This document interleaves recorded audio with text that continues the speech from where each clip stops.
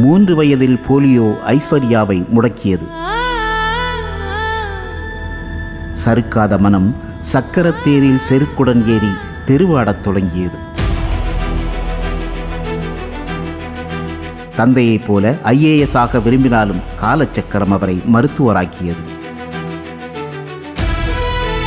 குழந்தை மருத்துவரான ஐஸ்வர்யாவின் மனதில் பிறர் அன்பு மட்டுமே குடிகொள்ள புறந்தள்ளப்பட்டவர்களின் வாழ்வை தரமுயர்த்தும் நோக்குடன் அரசு பணியை துறந்தார்.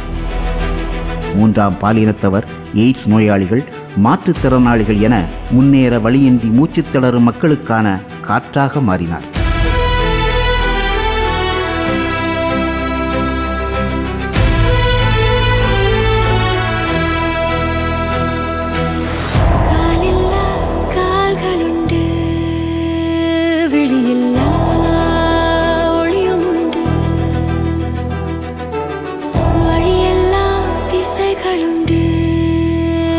வரியில்லா மொழிகளுண்டு.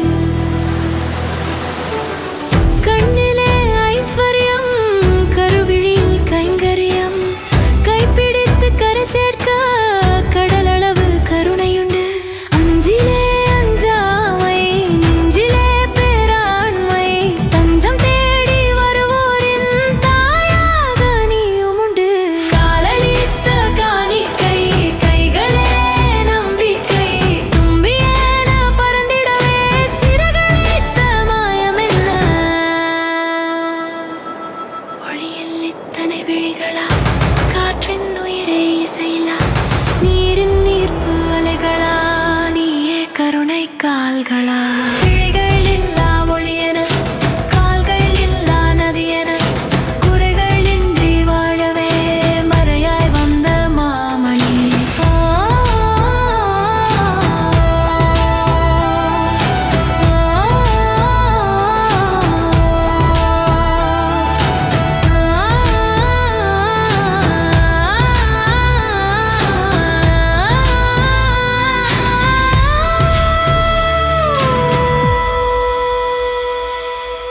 காலில்லா கால்களுண்டு, விழியில்லா ஒளியும் உண்டு.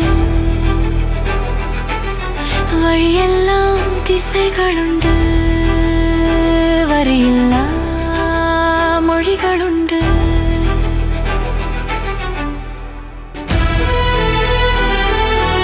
மாற்றுத்திறனாளிகளுக்கான உரிமையை பெற மத்திய மாநில அரசுகளின் கதவுகளை தொடர்ந்து தட்டினார்.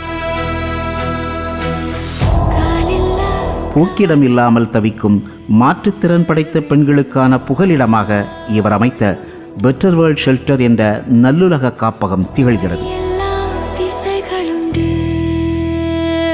பாரா ஒலிம்பியர்கள், ஓவியர்கள், கைவினை கலைஞர்கள் என்று அங்கச்சவால் கொண்டவர்கள் சங்கமிக்கும் இந்த காப்பகம் சிங்கப்பெண்களை உருவாக்கி வருகிறது.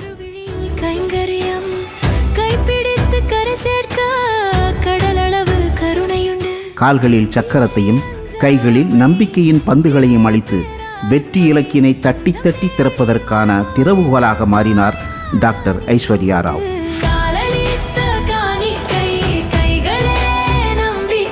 கொண்டாட்டத்தின் வாழ்வை கொடையாக கொடுத்து மாற்றுத்திறனாளிகளுக்கான புதியதோர் உலகை கட்டி எழுப்பிக் கொண்டிருக்கும் திருமிகு ஐஸ்வர்யா ராவ் அவர்களுக்கு கருணைக்கான சக்தி விருது வழங்குவதில் பெருமிதம் கொள்கிறது நமது புதிய தலைமுறை. கருணை கால்களா.